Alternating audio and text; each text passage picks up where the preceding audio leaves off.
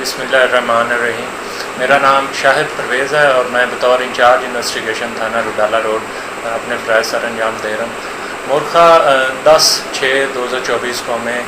اطلاع ملتی ہے کہ چک نمبر 364 میں ایک لڑکا شکیل عباس جو کہ لاپتہ ہے،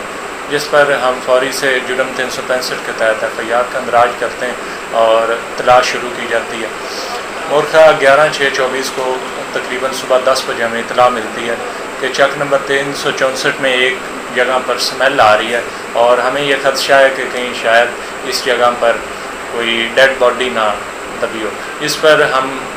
فوری کارروائی کرتے ہیں اور موقع پر پہنچتے ہیں۔ اس جگہ کو جب کھودا جاتا ہے تو ادھر نیچے ایک لاش ہمیں ملتی ہے، جس پر ہم فوری کرائم سین یونٹ کو موقع پر بلاتے ہیں اور کرائم سین یونٹ کی موجودگی میں لاش کو زمین سے نکالا جاتا ہے اور ادھر مزید ایویڈنس کلیکٹ کی جاتی ہیں۔ اس کے بعد مدعی جو ہے وہ شناخت کرتا ہے، جو کہ اس کے بھائی شکیل عباس، جس کا پہلے ہی ہم نے 365 کا مقدمہ درج کیا تھا،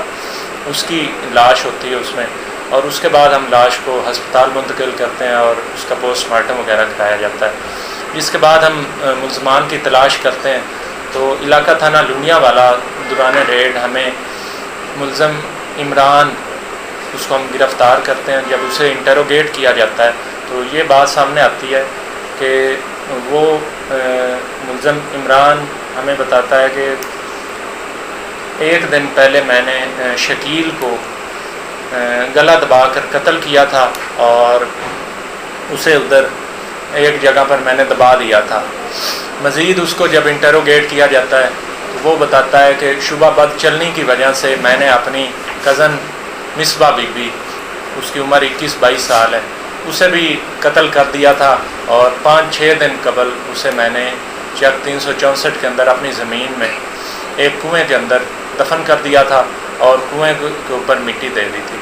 اس کے بعد ہم دوبارہ موقع پر پہنچتے ہیں اور بازریہ کرین مٹی کو ہٹا کر کنویں میں سے لاش کو نکالا جاتا ہے اور کرائم سین یونٹ کو موقع پر بلایا جاتا ہے اور مزید ایویڈنس وغیرہ کلیکٹ کی جاتی ہیں۔ تو لاش کی شناخت مصباح بی بی، جو اس کی ملزم کی